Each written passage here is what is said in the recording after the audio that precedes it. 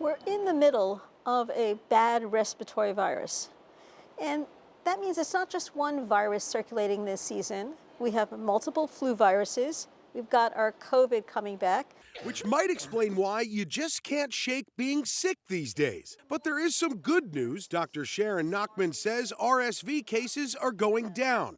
It's those lingering viruses, though, that are a big challenge right now for hospitals. It's a smorgasbord of viruses.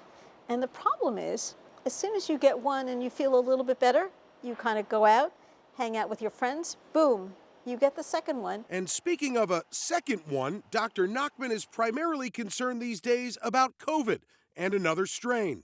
My worry now is with China opening their borders and hundreds of thousands of patients getting COVID who never had COVID before, we're going to see a lot more variants coming out of China. But Nachman says only time will tell if these variants are worse or not so bad, because the bivalent vaccine we have now does contain the ability to make antibodies to Omicron.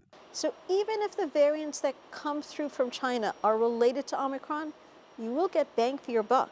And when it comes to the flu, this year's vaccine is a good match, Nachman says, but more than one virus, the doctor says, circulates. So even with a really good match, you won't get one of the types of flu from the vaccine. You may get something else. And for those on the fence about getting vaccinated over the flu, this is a good time for those people to say, am I ready to get sick or do I want to prevent it? Now, earlier today, the Biden administration announced it will require a negative COVID test from anyone traveling into the U.S. from China.